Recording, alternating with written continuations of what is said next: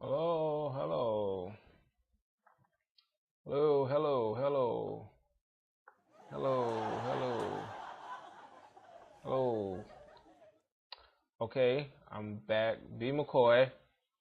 Um, I just wanted to say something real quick, just about the Troy Davis thing, because I was looking at, like I'm looking online now, and just see all the stuff about it.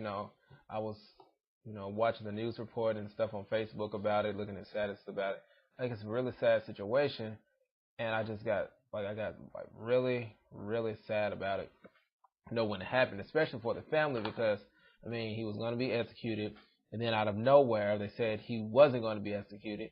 Then all of a sudden I saw a news report and it said he was going to be executed, and he was executed. So I really feel bad for the family, and I just think everybody should pray for them. But like I look at this as a call to action, like for especially younger people, younger African American people, because many times we don't really understand that you have to continue to fight for freedom. It's not something that's going to be given to you. You know, I can remember when I was a little younger. I remember I was probably 19, 20, or something like that. I was really active in civil rights and doing all these different things, and I remember it was so hard to get African Americans, young African Americans, um, involved and interested in politics, interested in fighting for certain rights that they thought that just was just given to them. I remember this girl, I never forget it. I told her she needed to register to vote. I asked her to register to vote, and she was like, "What do I need to vote for?" I was like, "First, you need to vote and find you some subject verb agreement, because you can't speak properly." And I went to a school with a lot of privileged African American students, and a lot of them didn't see the reason for the NAACP, or for protesting, for doing different things. But when you look at history, none of our rights have just been given to us or given to anybody. You can see all men are created equal. I mean, that's not even. I believe that all men are created equal, but that's not even, our founding fathers didn't even believe that themselves, because that didn't include black men, that didn't include black women, that didn't include white women, and that didn't include Asian people, that didn't include a lot of people.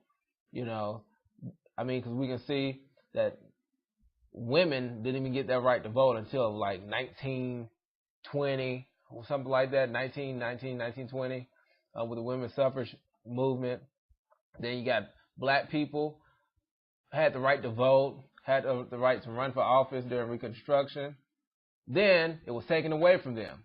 Had to fight for it all the way again. Civil Rights Act, Voting Rights Act, Civil Rights Act 1964, was it 1964, Civil Rights Act 1968, whatever it was. And what was in the other one? In the 90s, in 1991, and then the Voting Rights Act in 1965.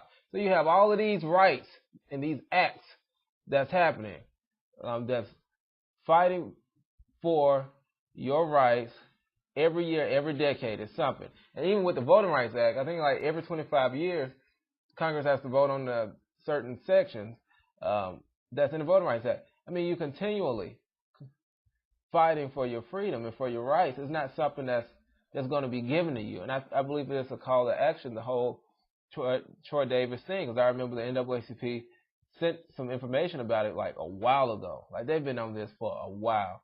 Like that's why I can understand when people don't become active with the NAACP. Even if you're not going to be active, pay the membership fee. It's like $30, $15 or something like that. That's nothing for them fighting for you while you sleeping. They're fighting for you. And I've been a part of NAACP throughout my life for years, and I can honestly say I have barely ever met somebody that I could say I've never met somebody in the NAACP that's about money, because you don't get paid that much, or you get paid nothing. I'm telling you, like we would travel everywhere protesting. I remember I would have meetings, and I remember when I was younger, like my heart was in it so much. I was doing like youth days, speaking at youth days, going to meetings with at City Hall with school officials, that's doing all of these meetings and stuff. And a lot of people don't understand that. It's because people are called to civil rights. They are called to fight for your rights. And I believe that us as young adults, young African Americans, we have to ensure that our children, that our next generation, is going to have the same freedoms and the rights that we have. You know, with white people, a lot of people are afraid. A lot of people blame white people for the way they think about certain things, but I don't. I remember I was in a class about media, I think media discrimination or something. Something had to do with discrimination in the media, and I came at them with a completely different concept. The white people, they're not around black people many times. They don't grow up with black people. All they know is what's in the media, or what their grandparents told them, or what their parents told them. And so you really can't blame them for thinking the way they think.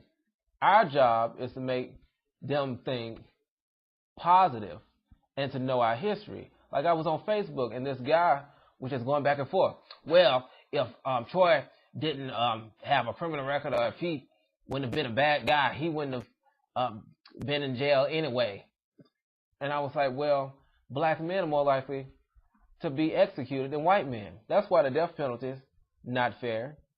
You know, black men are more likely to be stopped by the police. So, I mean, you can't even compare a black man just minding his business to a white man just minding his business. The black man is more likely to go to jail. That's just the way the statistics work. That's just the way it is. You know, so when you educate people about that, they look at the situation completely differently. They'll be like, oh, okay, well, I get it now. He's black, and he's more likely to be pulled over, so that means that he's more likely to go to jail for an unpaid ticket, even if I have an unpaid ticket and I'm white.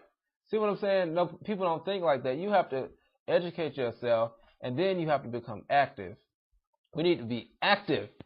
You can post stuff on Facebook and be active or whatever. You can do something. I mean, this is just a call to action for our young adults. And I remember when I was 19, I said in some speech, the struggles of the past are not struggles that have passed, because we continue to fight against discrimination.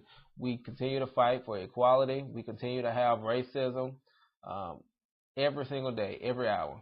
You know, so I just want everybody to become more active and take this case and this tragic situation as an opportunity for you to become active and do more in your community, and just, you know, learn about your history and educate people about history. Anyway, that was pretty much all I had to say. I really hope the family, Troy Davis, you know, is blessed with rest. I mean, good rest and peace of mind, because, you know, stuff like this can run you crazy. You know what I mean? Anyway, thank you. Visit my website, bmccoy.ning.com. Also, look me up on Facebook, and hit me up on Twitter at RightsChamp, Facebook.com/RightsChamp, or Facebook.com/bmccoyonline. All right, thanks, and be well. Normally, I might say something, but I just want to hear the music play. Is that all right?